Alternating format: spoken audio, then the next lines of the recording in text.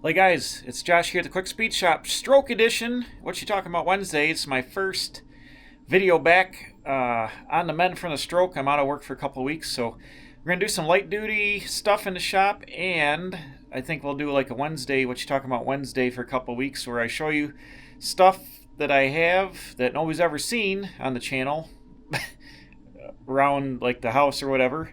And I think today we'll start off with like artwork and like collections in my living room, because I kind of have built like a man cave living room cocoon here, and I'll show you what I got. Sun's out, so it's kind of hard to see, but let's start with some artwork here. You see this picture here? Oops, there's a reflection. It is Ed Tillrock right here. It's a drawing. It's a pencil drawing that he did, and this is a print of it. It's number 14 of 100, and this one here, I forget what that one's called over there. This one's called, I think, Competition Coupe. It's another Ed Tillrock drawing, number 3 of 100. And I think I have one more Ed Tillrock. Yes, I do, over here on this wall. I've got a Deuce Roadster. So Ed's a current artist. He's out of the Midwest somewhere. I forget exactly where.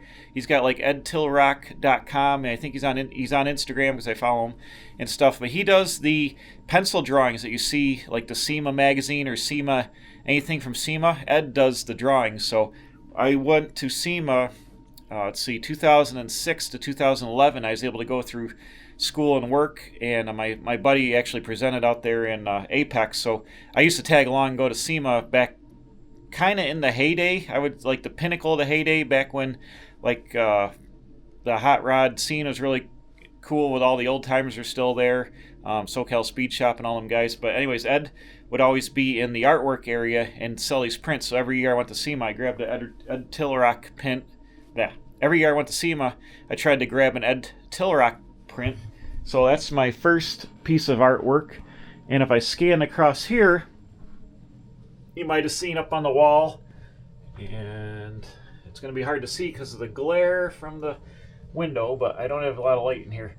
This drawing here is actually oil on canvas. It's by Gene Flanders, and Gene Flanders is one of my friends just from town. Actually, my friend Jordan purchased this house after he passed away, and has his daydream and fabrication business over there.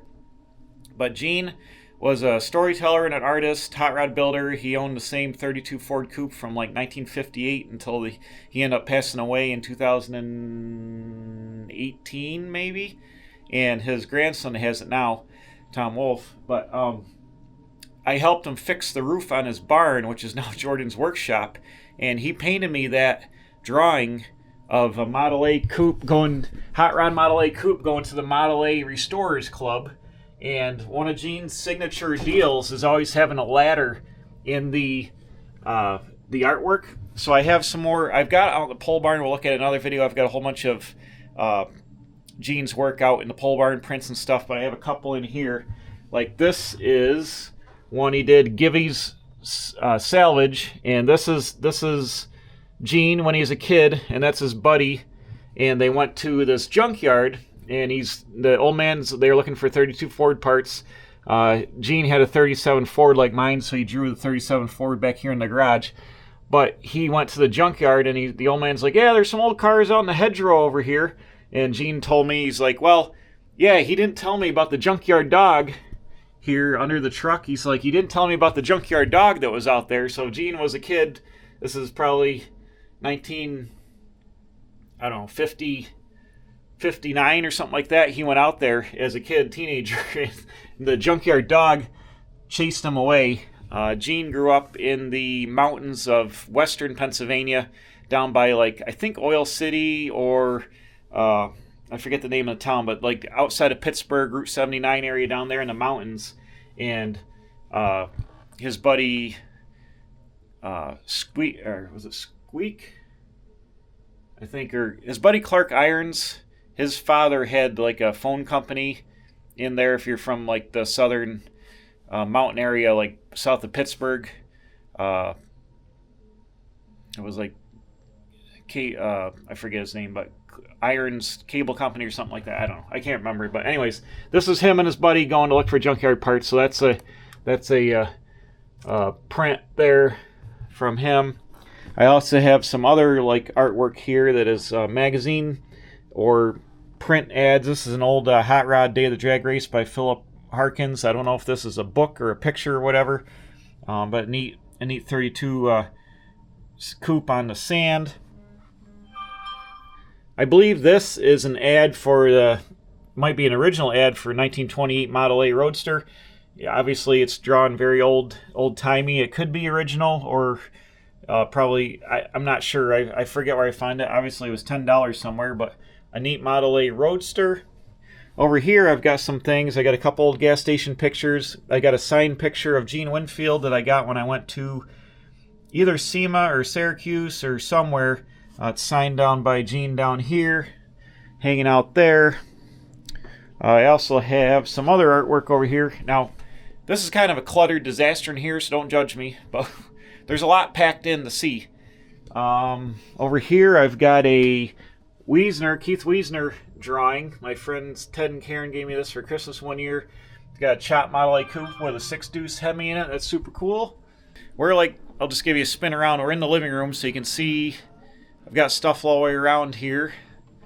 And so here I got Ben Jones' Cooter from Dukes of Hazzard. I went to the Detroit Autorama in Detroit in 2005 or 6, and Ben Jones is there signing autographs. And I said, can you have it say, anybody home on the Hazard Net, come back? And so he signed it to Josh, anybody home on the Hazard Net, Crazy Cooter, aka Ben Jones. So that was super cool.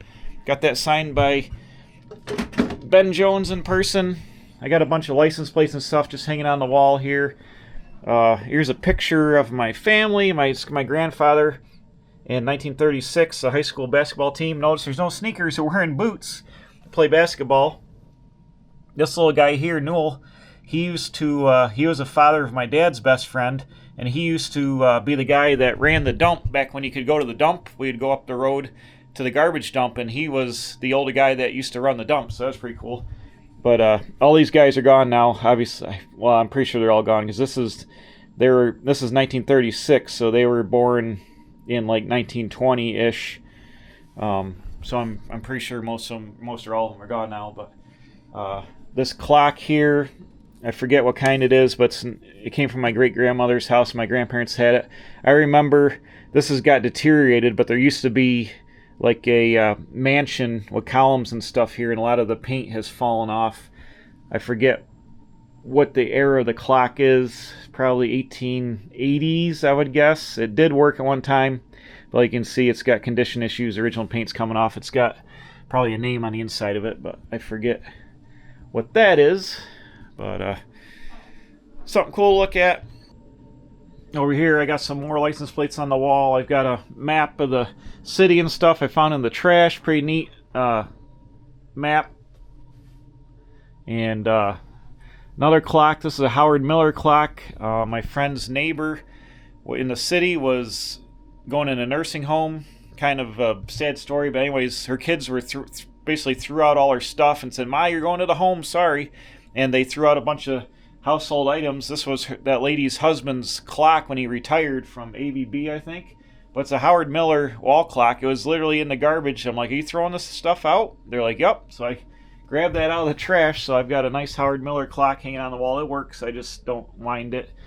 Got some kind of like bell here. I'm not sure what this bell is, but it is like a boxing bell. It might have been at a bar. I think I got that out of the trash somewhere. I've got some miscellaneous gas station pictures here, and those Quick Truck license plates. Those are the original plates that were on my dad's 1972 Chevy Stepside that I'm cloning with my C10 truck. So I'll be able to recreate and put his original license plates back on it for shows or photo ops or whatever. I still have the original plates from those. Would have been taken off in 1986 because they switched to white plates in New York State in 1987. And then he sold the truck in 87. So those plates were on it from probably 1981 to 86, because in 1980 he just had regular plates on it before the vanity plates. But I have the original plates for that. I do like license plates. I got some other ones here I found here and there. New York State had blue and orange plates for a while. I got a matched commercial set that I picked up somewhere from 73, 72 trailer plates. Just miscellaneous odds and ends here on shelves. If you're familiar with the metal sculptor Albert Pele, he was from Rochester, and he did like the Smithsonian gates and some other stuff. St. Louis Zoo, I think he did, and like a bunch of famous metal stuff. He's a famous metal artist. Anyways, he retired, and I went to his auction, and these were his display cases he had in the office. These like homemade, they're just pine and glass, but they were the Albert Pele display cases from the office, so I bought those in the auction. So that's pretty cool. Over here on the above the television set, we got a miscellaneous stuff. I got Faye Hadley, her and Danny, when they were doing the podcast on Hill Country Performance Machine during COVID and stuff. We watched the podcast. I was on there, live and doing the book club for Smokey Eunuch. Sent me a postcard from there, and then I sent some stuff. So Faye sent me a picture and signed. Here's the Thomas rocket car they made. They made a model for it out of Europe. They made a little die cast or whatever, and that went out of production really fast. But I ended up getting one, so I restored that car, and then somebody in Europe made a plastic toy of it, so that's pretty cool. Got my grandparents here. The guy there, my grandfather, is right there. So he's 16 there, and he's probably, I don't know, 80 something there. I met Christy Lee this year out on the power tour. This was out in Michigan, outside Detroit. She signed that for me, and then miscellaneous stuff. These lights with the insulators on them, you'll see here there's like 3 of them, actually 4 of them over here. I've got one over here as well, right there. My friend Tom that built the 40 Mercury, he would build these lamps for the up there for the car show, and like or not the car show, the car club. So like we'd have picnics and stuff. He always built one of these things, and I was in love with him. So I'd like, we'd have Chinese auctions, so there'd be a whole bunch of stuff in the Chinese auction. I was always like, bam, put all my tickets in the insulator lamps. So I've got like 4 of them that he made, and then after that I stopped trying to get some money because I've got 4 of them. Like, that's enough, let me somebody else win. So I've got a whole bunch of those. But up here on the shelves, I just got some knickknacks and paddywhacks. I like collecting oil cans and like advertisement stuff. So you'll see like Permatex, hose clamps, the Blues Brothers, but like all kinds of old cans I just found here and there. Brake parts, wax, lining kits, ignition parts, torches. Got a 6-volt number 6 dry cell battery, Quaker State oil can from an early one from probably the 20s. A bunch of different oil cans and stuff, things like that. Some more of that stuff over here, some more car parts and Model A ignition parts, stuff like that. Over here, you do got something cool. We got a 1929, I think, Ever-Ready telephone or radio battery here. And I think it says used by 1932. Yeah, June 29 on the top of it. So I think it says used by 1932. But that's a big phone or radio battery.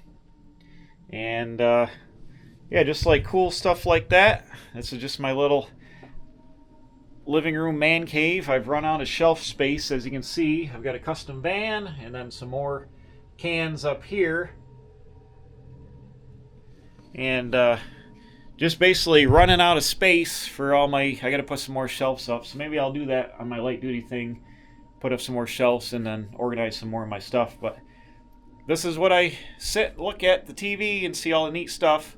So a little tour of some memorabilia, and I'm hanging in there. I'm going back to work in a couple weeks. I feel fine. I got a bunch of doctor's appointments back and forth. I'm getting back into driving. Little, as you can imagine, if you watch my stroke video where I announced what happened, I had my vision invert while I was driving and almost crashed a truck and had to get off the road with inverted vision, and it was caused by my mini stroke from a tear in my artery in my neck. So very traumatizing. So now while I'm driving or starting to drive again, every little feeling and senses and stuff, I'm like, kind of like, not PTSD, but like a little traumatized by, when that came on, it was like that, and like it was all I could do to like get the truck pulled over and not crash. So like really nervous about driving, like getting back into it, and the lights and stuff, I got to ease back into it. So I just didn't want to like hammer right back into work and driving rush hour and stuff just like right off the bat. So I'm taking a couple weeks off, take it easy, and drive around back roads a little bit, make sure I'm comfortable and feel, there shouldn't be any issues with that.